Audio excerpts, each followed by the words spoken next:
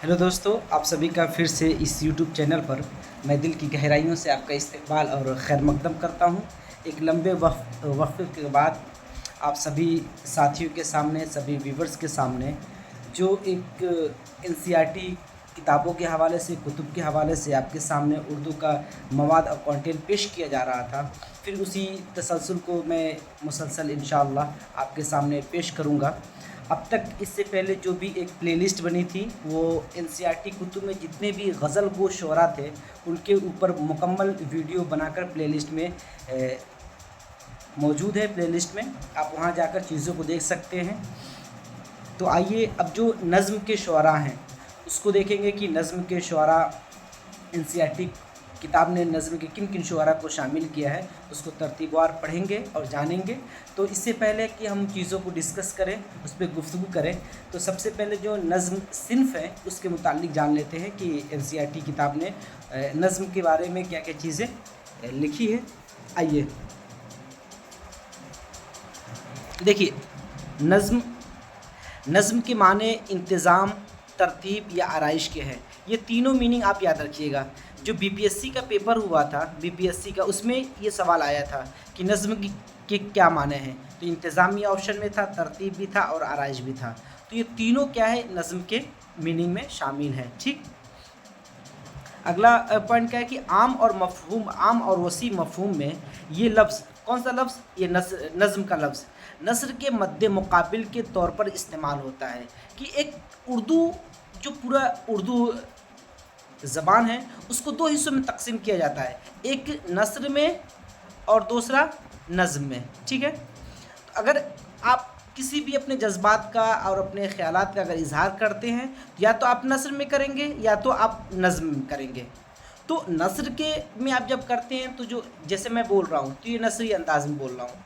कोई इंसान अपनी बात को, अपने एहसासात को नज़्म के पैराए में पिरो कर चीज़ों को बयान करता है या नस्र के पैराए में पिरो कर बयान करता है। तो नस्र और नज़्म दो हिस्सों में पूरी उर्दू जो, पूरा जो उर्दू अदब है उसको तकसीम किया गया है। ठीक है, तो इसीलिए कहा गया कि ये लफ्ज़ जो है, नज़्म का जो लफ्ज़ है, ये किसके मद्दे मुकाबिल है, किसके बरखिलाफ़ है, ये किसके, ये नस्र के मद्दे मुकाबिल आता है। इससे मुराद पूरी शायरी होती है। देखिए, आम मफहूम बयान कर रहे हैं, आम मफहूम जो उसी माने में समझ आता है। इससे क्या, पूरी शायरी। अब पूरी शायरी क्या है, शायरी की बहुत सी सिनफ़ें हैं, जैसे गज़ल हो गया, आपका मसनवी हो गया, मरसिया हो गया, रुबाई हो गया, कता हो गया। ये सब सिनफ़ों, ये जो रुबाई हो गई, ये सब चीज़ क्या है, इन्हीं सिनफ़ों की मदद से इंसान अपने ख़यालात का इजहार करता है। ठीक, इसमें वो तमाम असनाफ़ शामिल हैं जो हैयत के एतबार से नस्र नहीं हैं। क्योंकि वो तमाम असनाफ़ जो उर्दू नज़्म में शामिल है, तमाम के तमाम क्या है, इस नज़्म की सिन्फ़ में शामिल होंगे। जो हैयत के एतबार से, जो क्या स्ट्रक्चर के एतबार से नस्र नहीं है, वो सब नज़्म के अंदर शामिल होगा।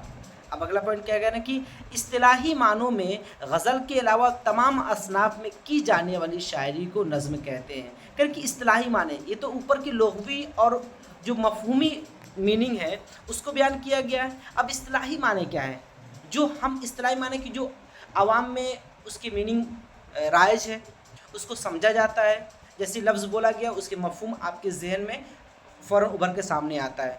जो कॉन्सेप्ट, जो तस्वुर आपके सामने ज़हन में उभर कर सामने आता है, उसी को इस्तिलाही समझ लीजिए। इस्तिलाही मानों में गज़ल के अलावा, जो गज़ल है, ये गज़ल भी एक सिन्फ़ है, नज़्म की सिन्फ़ भी याद रखिएगा, नज़्म की सिन्फ़ है। लेकिन यहाँ पे सिर्फ हम उर्दू की जो सिन्फ़ है, नस्र और नज़्म, सिर्फ हम उसको नहीं पढ़ रहे हैं। नज़्म की जितनी असनाफ़ है, नज़्म बाकायदे ख़ुद क्या है, नज़्म की एक सिन्फ़ में शामिल है। उर्दू अदब की सिन्फ़ एक है नज़्म, और नज़्म की सिन्फ़ में भी क्या है, नज़्म शामिल है। तो क्या करें कि उर्दू गज़ल के अलावा तमाम असनाफ़ में की जाने वाली शायरी को हम क्या कहते हैं, नज़्म कहते हैं। अब देखिए, गज़ल को इन्होंने मुस्तस्ना कर दिया है, बिल्कुल अलग कर दिया है। अब मरसिया हो गया, आपका रुबाई हो गया, आपका कता हो गया, आपका मसनवी हो गया, सब के सब क्या है, इस नज़्म के दायरे में शामिल होंगे। ठीक, आगे देखिए क्या कह रहे हैं कि नज़्म का एक मरकज़ी ख़्याल होता है। अब नज़्म की खुसूसियात बयान कर रहे हैं कि नज़्म हकीकतन हम किसको कहेंगे। क्यों, तो क्या करें कि नज़्म का एक मरकज़ी ख़्याल होता है जिसके गिर्द पूरी नज़्म का ताना बाना बुना जाता है। एक मरकज़ी ख़्याल होगा, एक عنوان ہوگا، اسی عنوان کے تحت اپنے خیالات کا لفظوں کے ذریعے اظہار کیا جاتا ہے، اور اسی پہ کیا ہے آپ لفظوں کی تعمیر، اپنے خیالات پہ کیا لفظوں کی مدد سے پورے خیالات کی تعمیر کرتے چلے جاتے ہیں۔ خیال کا کیا تدریجی ارتقا بھی نظم کی ایک خصوصیت ہوتی ہے، کہ خیال کا تدریجی ارتقا بھی نظم کی ایک اہم خصوصیت ہوتی ہے۔ طویل نظموں میں یہ ارتقا واضح طور پر آپ کو نظر آئے گا۔ کیا دوسری خوبی کیا کہ آپ کو یہ خیالات کیا نظم کی ایک سب سے بڑی خوبی کیا ہے کہ ارتقا تدریجی کہ درجہ بہ درجہ اس کا ارتقا آپ کو نظر آئے گا، لیکن خاص کر جو مختصر نظمیں ہوتی ہیں، جو بہت شارٹ میں نظمیں کہی جاتی ہیں، چند مصروں پر چند اشعار پر منحصر ہو، تو اس میں وہ ارتقا آپ کو واضح طور پر نظر نہیں آئے گا۔ لیکن جو طویل نظمیں ہوں گی، جیسے پرچھائیاں، آپ سعید لدھیانوی صاحب کی پڑھ لیجیے پرچھائیاں، سب سے طویل نظم شمار کی جاتی ہے اردو نظم میں، تو آپ جب اس کو پڑھیں گے تو آپ کو نظر آئے گا کہ کیا ہے کہ جو انہوں نے خیال شروع میں باندھا اسی خیال کو آخر تک اس کا تانا بنا بنا انہوں نے، ٹھیک ہے، جبکہ مختصر نظموں میں ارتقا واضح نظر نہیں آتا ہے، اکثر و بیشتر ایک تاثر کی شکل میں ابھرتا ہے۔ کیا کہ آپ کو ایک تاثر، ایک جو شاعر ہے، جو لکھنے والا ہے، جو اپنے خیالات کا اظہار کرنے والا ہے، وہ ایک تاثر کو کیا لفظوں کے ذریعے اپنے سامعین تک پہنچانے کی کوشش کرتا ہے، اور وہ شاعری میں وہ تاثر نظر بھی آتا ہے، وہ اثر آپ کو ایفیکٹ دکھتا ہوا نظر آئے گا، ٹھیک۔ اب آگے دیکھیے اگلا پوائنٹ کیا ہے کہ نظم کے لیے نہ تو حیت کی کوئی قید ہے اور نہ موضوعات کی۔ نہ حیت کی قید کیوں ہے کہ نظم کی کوئی ایک مخصوص حیت نہیں ہے کہ آپ اسی حیت میں اسی اسٹرکچر کو فالو کرتے ہوئے آپ نظمیں کہیں گے۔ اب 4-5 حیتیں کیا ہیں نظم کی مختص ہیں، آپ کسی بھی حیت میں نظمیں کہہ سکتے ہیں، وہ کون سی ابھی نیچے آئے گا۔ چنانچہ اردو میں غزل اور مثنوی کی حیت میں بھی نظمیں کہیں گئی ہیں، کیونکہ اسی لیے کیا ہے غزل اور مثنوی کی حیت میں بھی کیا ہے نظمیں آپ کو اردو ادب میں پڑھنے کو دکھے گا، کیونکہ نظم گو شعراء کے یہاں ترکیب بند اور ترجیح بند کی حیت بہت مقبول رہی ہے، کیونکہ نظم کو جو شعراء ہیں، جو شعراء کرام نظم کے شعراء ہیں، ان کی آپ ترکیب بند اور ترجیح بند دو طرح کی حیت آپ کو بہت زیادہ نظر آئے گا اور بہت مقبول بھی ہے ان کے ہاں۔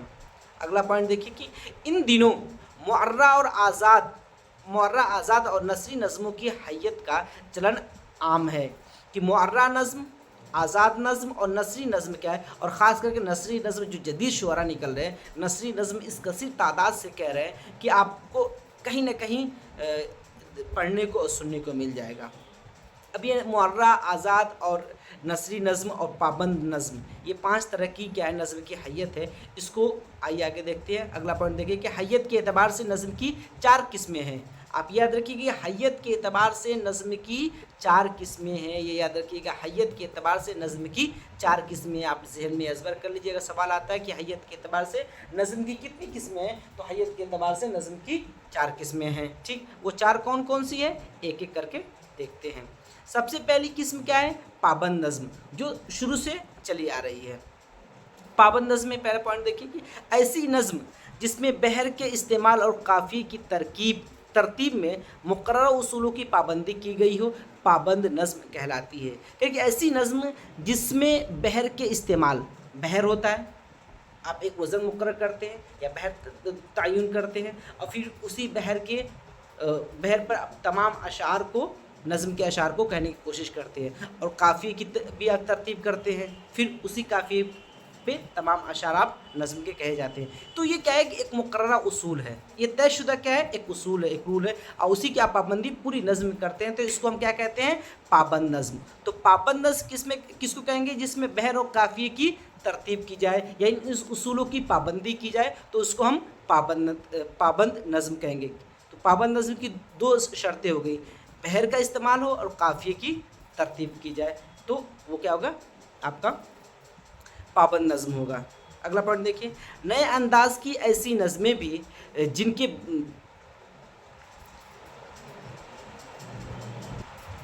ایسی نظمیں بھی جن کے بند کی جمع کی ساخت مروج حیتوں سے مختلف ہو، جن کی مصروں میں قافیے کی ترتیب मुरोविजा उसूलों के मुताबिक न हो लेकिन उनके तमाम मिसरे बराबर के हों, उनमें काफ़िया, ये काफ़ी नहीं काफ़िया लिखा है, इसको काफ़िया कर लीजिएगा, ये काफ़िया है, काफ़िया लिखिए।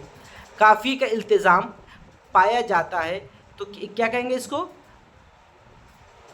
पाया जाए तो पाबंद नज़में कहलाती हैं। तो इसको हम क्या कहेंगे, पाया जाए तो उसको पाबंद नज़में कहेंगे। क्या कि इसमें कि मिसरों की मिसरे बराबर हों और काफ़िए की आप पाबंदी की जाए और बहर भी हो, तो इन सब चीज़ों को हम क्या कहेंगे, पाबंद नज़म कहेंगे, जो मैंने अभी ऊपर आपको बताया है। और दूसरी किस्म आपकी होगी मुअर्रा नज़म, नज़म मुअर्रा। देखिए, ऐसी नज़म जिसके तमाम मिसरे बराबर के हों मगर उनमें काफ़ी की पाबंदी न हो तो नज़म मुअर्रा कहलाएंगी। अब देखिए, पाबंद नज़म से दूसरी ये चीज़ हट क्या, देखिए मिसरे तो इसके बराबर हों कि एक मिसरा में जो है दूसरा मिसरा भी सेम है, ठीक, तमाम मिसरे बराबर हो, ऐसा नहीं कि एक मिसरा बहुत लंबा कहा गया दूसरा मिसरा बहुत छोटा कहा गया, नहीं, बल्कि दोनों मिसरे बराबर हों मगर उसमें काफ़ी की पाबंदी न हो तो उसको हम नज़म मुअर्रा कहेंगे। नज़म मुअर्रा किसे कहेंगे कि जिसमें काफ़ी की पाबंदी न हो और मिसरे बराबर हों तो उसको हम नज़म मुअर्रा कहेंगे। कुछ लोगों ने इसे नज़म आरी भी कहा है। तो नज़म मुअर्रा को कुछ लोगों ने क्या कहा है, नज़म आरी भी कहा है। आजकल इसे नज़म मुअर्रा ही कहा जाता है। शुरू में क्या है कि नज़म मुअर्रा को नज़म आरी भी कहा जाता है, लेकिन अब क्या है, इसको सिर्फ नज़म मुअर्रा के नाम से ही जाना जाता है। लेकिन नज़म आरी भी आप याद रखिएगा, क्योंकि सवाल में आ सकता है कि नज़म मुअर्रा को दूसरे नाम से किस लोगों ने क्या पुकारा है, तो नज़म आरी के नाम से पुकारा है। और नज़म मुअर्रा किसे कहते हैं, जिसमें जिसके मिसरे तमाम मिसरे बराबर हों लेकिन काफ़ी की पाबंदी न की जाए। और पाबंद नज़म क्या है, जिसमें बहर का इस्तेमाल हो, काफ़ी की तरतीब की पाबंदी की जाए और तमाम जो उसूल मुकर्रर किए गए नज़म के वो सब की पाबंदी की जाएगी, तो उसको हम पाबंद नज़म कहेंगे। ठीक, अब देखिए आज़ाद नज़म, तीसरी किस्म क्या है, आज़ाद नज़म की। आज़ाद नज़म किसे कहते हैं, ऐसी नज़म जिसमें न तो काफ़ी की पाबंदी की जाए न ही तमाम मिसरे बराबर होते हैं। अब देखिए बिल्कुल तरतीब और चीज़ों को समझ लीजिए कि पाबंद नज़म में तमाम उसूलों की पाबंदी की जा रही है और आपके मुअर्रा नज़म में क्या है, काफ़िए की पाबंदी नहीं की जा रही है बल्कि मिसरे क्या है, तमाम मिसरे बराबर होंगे। और दूसरी अब तीसरे आज़ाद नज़म में क्या है, न तो काफ़िए की पाबंदी की जाए और न ही आपके जो मिसरे हैं वो बराबर हों, यानी जिसके मिसरे छोटे और बड़े होते रहें ताहम बहर की पाबंदी की जाती है। इसमें क्या है, लेकिन आपकी बहर की पाबंदी की जाएगी, न काफ़ी की बहर की पाबंदी की जाएगी लेकिन काफ़ी की पाबंदी नहीं की जाएगी और न ही मिसरे इनके एक बराबर होंगे। मिसरे छोटे बड़े हो सकते हैं, इसको हम आज़ाद नज़म कहेंगे।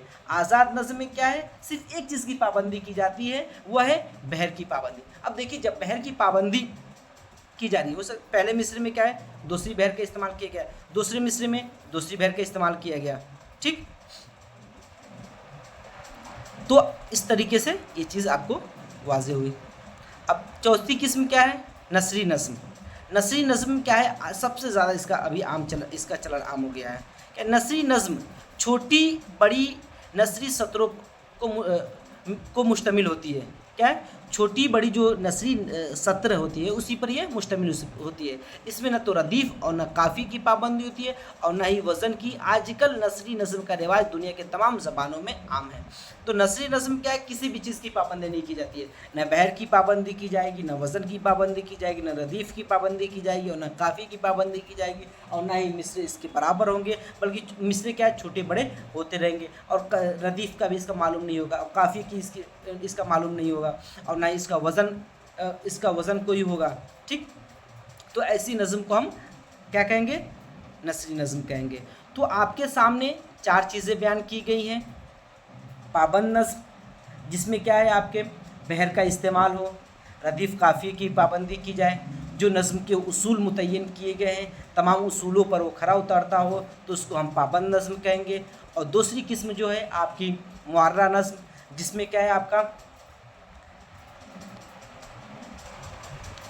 मुअर्रा नज़्म क्या है, जिसमें आपकी काफ़ी की पाबंदी ना हो लेकिन मिसरे आपके बराबर होंगे, बहर भी होगा इसका, ठीक है, मिसरे इसके बराबर होंगे, काफ़िया सिर्फ नहीं होगा इसमें, ये याद रखिएगा। सिर्फ क्या है, मुअर्रा नज़्म में काफ़िया नहीं होता है। और तीसरी चीज़ क्या है, आपकी आज़ाद नज़्म जिसमें न काफ़ी की पाबंदी की जाए और न ही इसके तमाम मिसरे बराबर हों, बल्कि इसके मिसरे कोई पहला मिसरा बड़ा हो सकता है, दूसरा मिसरा छोटा हो सकता है, या पहला मिसरा छोटा हो सकता है, दूसरा मिसरा क्या है इसका बड़ा हो सकता है। हाँ, लेकिन इसमें क्या है आपके बहर की पाबंदी की जाती है, और बहर क्या है, पहले मिसरे में कोई और बहर इस्तेमाल में लाया गया, दूसरे मिसरे में क्या है दूसरे बहर को इस्तेमाल लाया गया। लेकिन गज़ल के साथ क्या है कि पहला मिसरा, गज़ल में आपने अक्सर चीज़ों को पढ़ा होगा कि पहला अगर मिसरा जिस बहर में कहेगी तो दूसरा मिसरा भी उसी बहर में कही जाती है।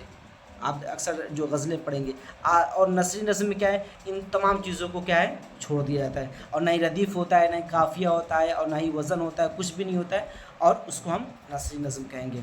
ठीक। और देखिए ये जो चीज़ें आपकी बयान की गई हवाले के तौर पे, देखिए आपकी नई आवाज़ जो किताब है 12वीं जमात की, सफ़ा नंबर 130 पे है। नई आवाज़ जो 11वीं जमात की किताब है 106 पे है। नमाए उर्दू जो 10वीं और 9वीं जमात की, सफ़ा नंबर आगे दिया है। गुलज़ार उर्दू 9वीं जमात की 27 पेज पे। गुलिस्तान अदब जो 12वीं जमात की 163 पेज पे है। तो ये किताबें क्या है, इन किताबों के हवालों से क्या है ये आपका पूरा का पूरा कंटेंट तैयार किया गया है। तो अब क्या है, आज आपने नज़्म के मुतालिक पढ़ा, नज़्म के मुतालिक चीज़ों को जाना। अब जो नज़्म गो शुआरा होंगे जो NCERT कुतुब में आपके शामिल हैं, उन सबको तरतीबवार इंशाअल्लाह एक पै दर पे वीडियो के सूरत में आपके सामने पेश किया जाएगा, और उसके मुतालिक जानने की कोशिश करेंगे किन शुआरा की क्या खूबी थी और कौन कौन उसकी नज़में उन्होंने कही है, उनके कौन कौन से मौजूद मजमूए आपके सामने आए हैं। ठीक है, तो ये मुख्तसर सा आपके सामने वीडियो है जो कंटेंट है नज़्म के मुतालिक। नज़्म के लुग़वी माने याद रखिएगा, नज़्म के इस्तिलाही माने याद रखिएगा, और नज़्म में जो किस्में हैं उसको याद रखिएगा। अगर आप मेरे चैनल पे नए हैं और पहली बार विज़िट कर रहे हैं तो ये वीडियो आपके DSSB और BPSC के लिए बहुत कारआमद होगी। अब तो नेट में भी मैंने जो गज़ल को शुआरा को पढ़ाया है, तो नेट का भी पेपर जो हुआ है उसको मैंने देखा, तो उसमें भी बहुत से सवालात क्या है जो भी गज़ल के शुआरा के आए थे अक्सर टकराए हैं उसमें। तो आप प्लेलिस्ट को जो भी पढ़ाया गया उसको बहुत मामूली तौर पर मत लीजिए, चीज़ों को पढ़ते रहिए आप जाकर, उसको इंशाअल्लाह आपके बहुत काम आएगी। इंशाअल्लाह अगली वीडियो में आपसे मुलाकात होगी, तब तक के लिए अल्लाह हाफ़िज़।